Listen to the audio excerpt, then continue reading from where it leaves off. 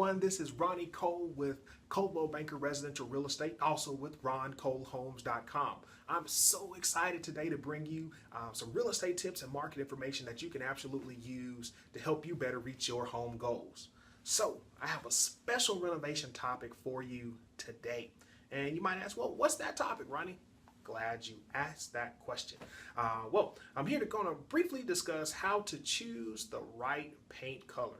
And this information actually came from the National Association of Realtors. So we're going to talk about fresh coat of paint. And a fresh coat of paint is really important because it's one of the more economical things that you can use and that you can do to your home to really kind of help give it a bright, new pop and feel without breaking the bank. And we definitely don't want to break the bank if we don't have to. So tip number one that I have for you today is don't use anything white or beige. These are not the new neutral colors. I actually did a previous video a while back and discussing kind of how warm natural tones such as like the mauves and taupes are really great in coming in for 2017. Warm browns and milky tans are actually great colors to use to really give that property that warm lived-in feel. You can even do, an accent wall as well as your property or your home, so that you can really kind of let your personal style, uniqueness, and creativity stand out. So always feel free to be creative. And again, I always say there's a lot of people, a lot of great artists in Atlanta who may be able to help you with that as well.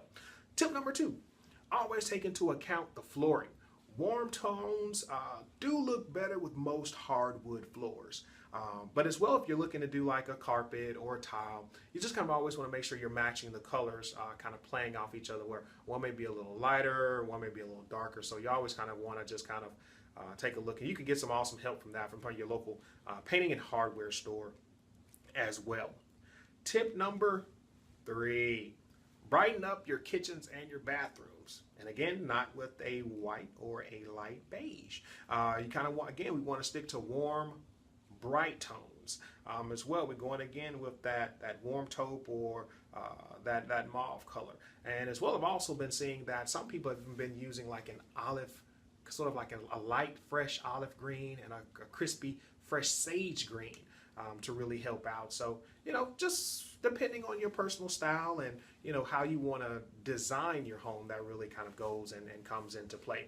And also, one other tip, if you don't have a tile backsplash, and some of us do, some of us don't, but you can get really creative with paint. They actually have, you could probably paint and maybe do some stencil work to, kind of give that effect. So there's a little helpful tip for you. Lastly, tip number four is always, in smaller rooms, you kind of always, again, want to stick to bright colors. I've seen some colors, like a light blue, light greens that work really well. And again, this is for like your bathrooms, maybe even your laundry rooms. And ironically, oranges and reds are now coming into play, as well as teals and turquoise colors as well.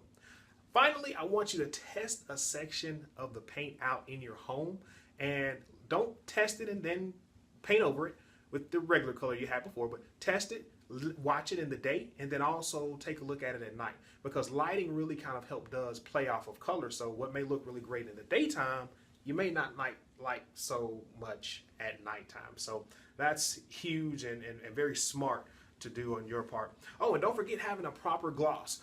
Some really populars are kind of like an eggshell gloss, the velvet gloss, and you have all different colors of the rainbow and spectrums when it comes to paint. There are higher end paints which cost a little more, where you can get that velvety look, and there may be some that maybe aren't as expensive. But you can speak with your local paint store. Again, go to your local home hardware store or home store to kind of get some more information about that. But it was great giving you these tips today. Finally, here are the market statistics for the South Fulton County area.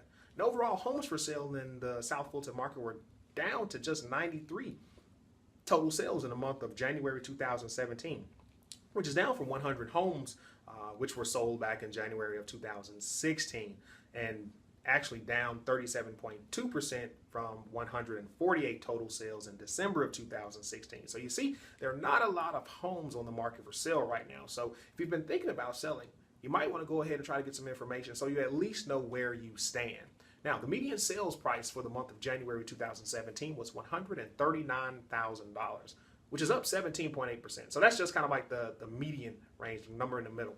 Now, The average sales price was up $146,792, which that was the average sales price. It was up 13.5% from $129,295 from January 2016. Now, those are actually great numbers to see that much of an increase year over year.